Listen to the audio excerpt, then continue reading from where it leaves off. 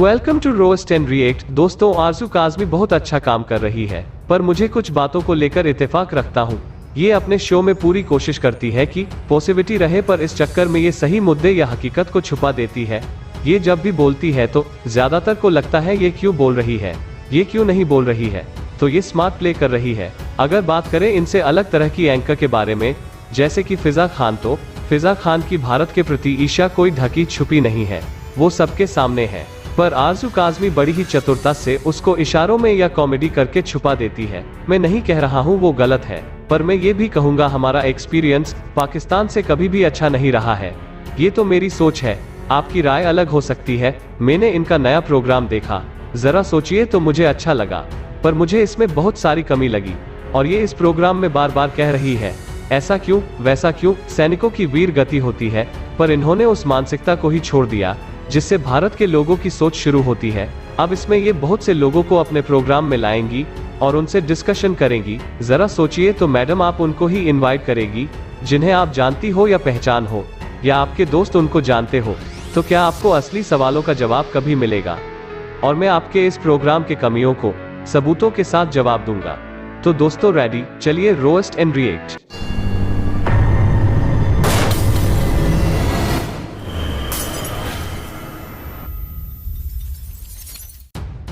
दोस्तों, आजू जी बात कर रही हैं टॉलरेंस की, तो मैं उसे कहना चाहूंगा टॉलरेंस कहां से कैसे होगा? क्या हमें हमको ही हमेशा बलिदान देना पड़ेगा? क्या इनको पता नहीं है कि हमें क्या क्या दिक्कतों का सामना करना पड़ा है, स्पेशली आपके तरफ से? तो हम इन चीजों को भूल जाएं। मतलब हमारे साथ में क्या हुआ है, हमारे प्रधानमंत्री और लोगों के उनकी पीठ पर छुरा मारा गया हो। मैं आरजू जी से कहना चाहूंगा कि कल को ऐसा आपके साथ हो जाए तो आप क्या ऐसे ही सोचेंगे?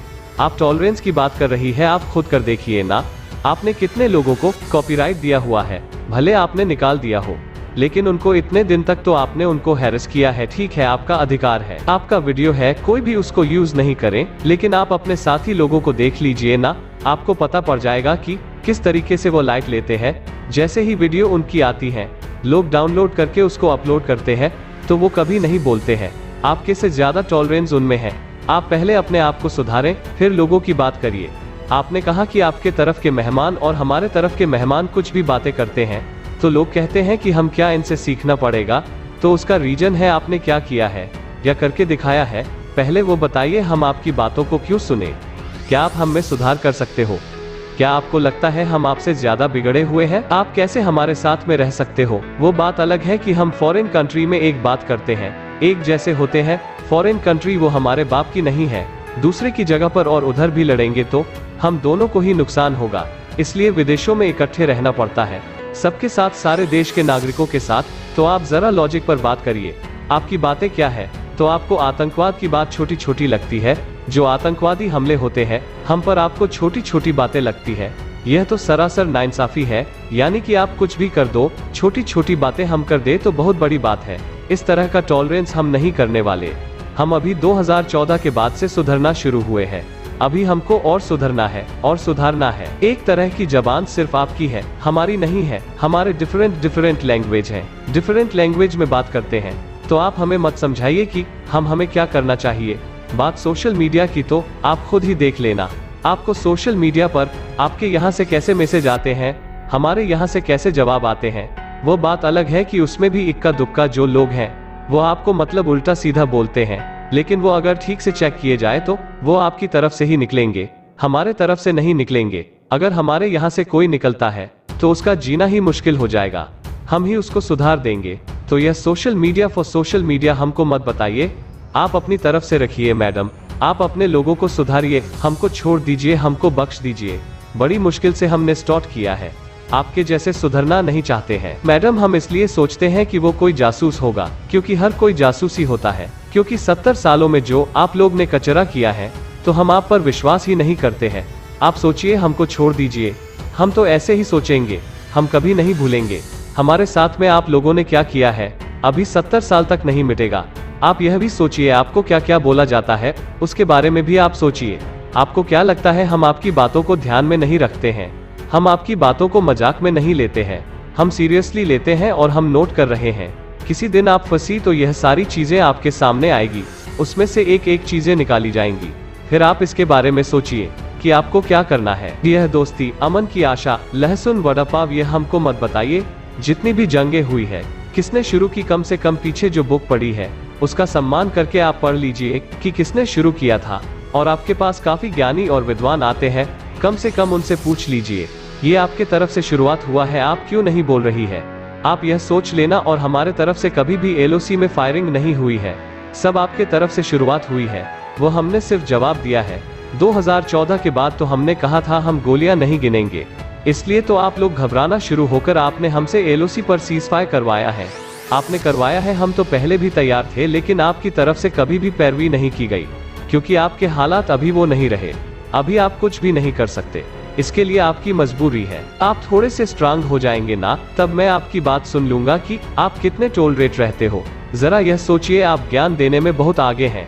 ज्ञान मती जी, तो यह आपकी हिपोक्रेसी अपने पास रखिए, हमको ज्ञान मत दीजिए। रही बात बॉर्डर की, तो बॉर्डर तभी मिलते हैं जब लोग एक जैसे होते हैं। आप हमारे जैसे नहीं हो, क्योंकि आप हाईली रेडिकल हो। जो रेडिकल होते हैं उनके साथ में कभी भी हमारे संबंध अच्छे नहीं हो सकते हैं। पहले आप अपने आप को सुधारिए। आप देख लो आप कितने रेडिकल हैं। आपका पड़ोसी को देख ले, बाजू में वह भी रेडिकल होगा। तो यह आप हमको ज्ञान मत दीजिए कि बॉर्डर एक हो जाए, यह आपके साथ कभी नहीं हो सकता, क्योंकि आपकी बुनियादी नफरतों पर हुई है। आप हमसे अलग हुए हैं, हम आपसे अलग नहीं हुए हैं। तो आपको सुधारना है, तो माते ये ज्ञान आप मत दीजिए प्लीज। बहुत ही कान से खून निकलता है, बर्दाश्त नहीं होता आपकी बातें। फौज होती है ना, वो लड़ाई के लिए होती है। तो ये आप मत बोलिए कि फौज में वीरगति को प्राप्त होंगे। बॉर्डर को सुरक्षित करने के लिए आप सेना मत रखिए। आप पहले अपनी बंद कर दीजिए, बाद में हम सोचेंगे कि हम क्या कर सकते हैं। आपके पास तो छोटे छोटे तंजीम है ना, उनको बंद कर दीजिए। आप है ना इतना, कितना मतलब आप कितना पकाती हो, आपको कुछ समझ में आता है क्या? आपको क्या लगता है जो आपको देखते हैं सिर्फ इसलिए देखते हैं कि आपकी बातें मानी जाएंगी? आपको भी क्रिटिसिज्म मिलेगा। आप भी ना कोई दूध की धुली हुई नहीं है। पुरानी वीडियो मैंने निकाली नहीं है, जिस दिन निकालना शुरू करूंगा, खंगालना शुरू करूंगा, तो आपकी भी सूरत है सामने आ जाएगी। यह तो आपने 2014 के बाद से शुरू किया। भारत उससे पहले क्या थी, सब कुछ पता है हमको। आपको क्या लगता है आपकी गवर्नमेंट आपकी बातों को मान लेगी और कश्मीर की बात नहीं करेगी? तो मैं यह कहना चाहता हूं कि आप बकवासबाजी बंद करिए। यह तो कभी हो नहीं सकता है। हम यूरोपियन जैसे क्यों नहीं हो सकते? तो मैडम, वो पूरी तरह एक ही धर्म के लोग हैं, एक ही मानसिकता है। वहाँ के धर्मगुरुओं ने चाहा तभी जाकर उन लोग मिले हैं। जरा स्टडी कर लीजिए, पीछे की बुक की धूल मिट्टी साफ करिए और पढ़िए कि उन्होंने यूरोपीय यूनियन कैसे बनाया है। उनका एक ही धर्म है। जो छोटे मोटे दूसरे धर्म के लोग हैं तो उनको इतनी तवज्जो नहीं है। आप देख लीजिए, पढ़िए, थोड़ा वर्ल्ड का भी देखिए।